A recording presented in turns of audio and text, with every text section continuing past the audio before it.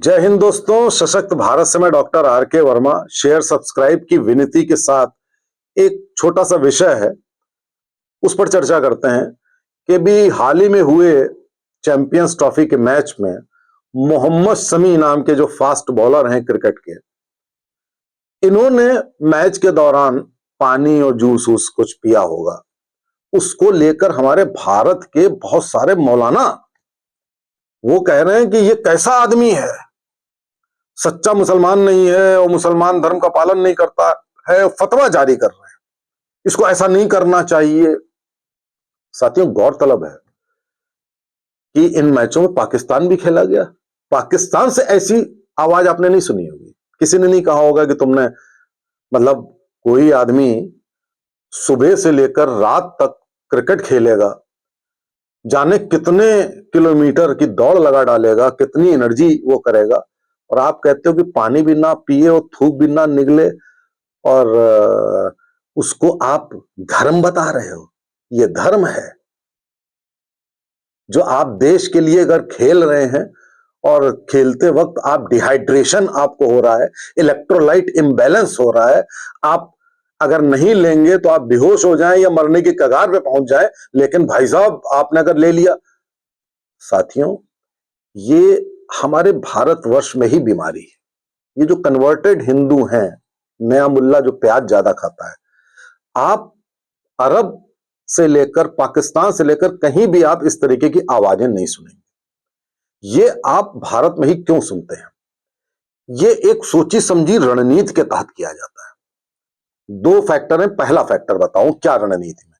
पहली रणनीति तो ये होती है कि भारत जीत रहा है तो यार पाकिस्तान तो हार गया, और भारत क्यों जीत रहा है? कुछ लोगों के मन में ये बहुत रहता है इस देश में कि भारत क्यों जीत रहा है।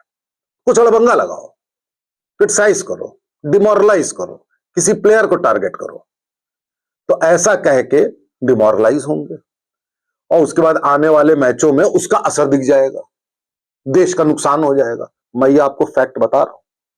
आपको लगेगा कि ऐसा नहीं है तो आप बहुत गलत सोच रहे होंगे। ऐसा ही है मित्रों।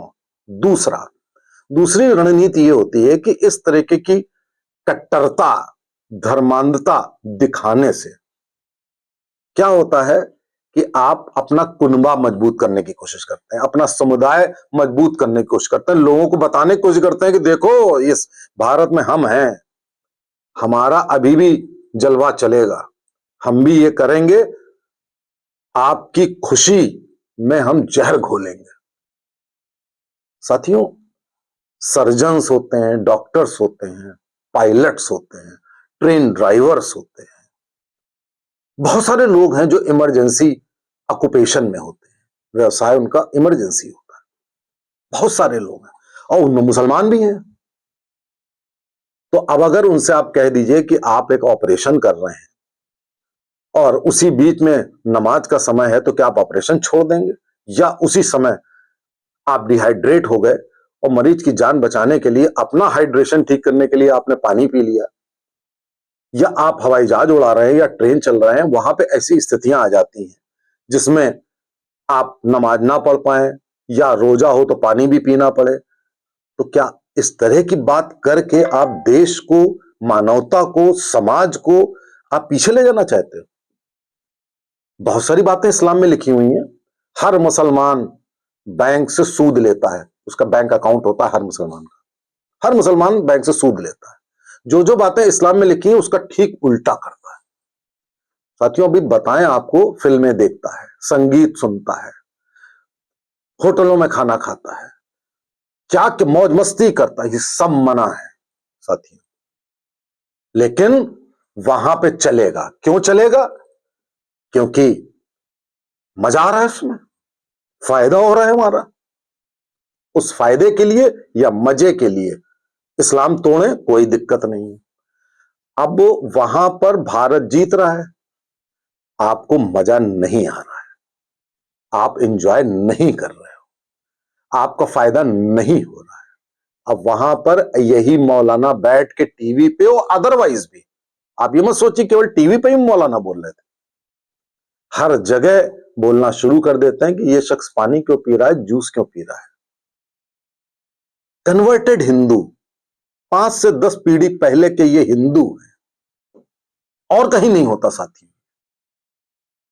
तो ये पहली बार भी नहीं हुआ है, ऐसा इसके पहले भी कई बार हो चुका है कि कई मुस्लिम सेलिब्रिटी या प्लेयर्स या ऐसे लोगों ने जैसे ही रोजे के दिन ऐसा किया, अरे भाई आप अच्छे इंसान बनिए, आप रोजा रखें और बम धमाका करके मस्जिद उड़ा दें, ये कहां का न्याय है। उस पर फतवा आप क्यों नहीं दे रहे हैं भाई? उस पर आप फतवा दीजिए ना कि जो मुसलमान ऐसा करेगा तो उसको उसको उस धर्म से निकाल दिया जाएगा। उस पर कोई बात नहीं होती, कोई जिक्र तक नहीं होता। कह दिया जाता अरे वो तो ऐसे ही बदनाम करने के लिए लोग कह देते हैं। बहुत सारे साथियों उदाहरण हैं जहां पर फतवे होने चाहिए, वास्तव में आतंकवाद पे होने चाहिए। जो ये गोली और बंदूक और चक्कू और किसी के गला काट दिया, उस पर होने चाहिए फतवे, उस पर नहीं होते साथियों। पानी पीने पर फतवा होता है और उसके पीछे का कारण है देश का बुरा हो, देश आगे ना बढ़ने पाए, देश ना जीतने पाए। साथियों अब ये चलेगा नहीं। इन मौलानाओं को और इस कट्टरता को, इस धर्मांधता को खत्म करना होगा, तभी आपका देश आगे बढ़ेगा, वरना ये सरदर्द आपको कभी बढ़ने नहीं देगा। नमस्ते, जय हिंद, जय भारत।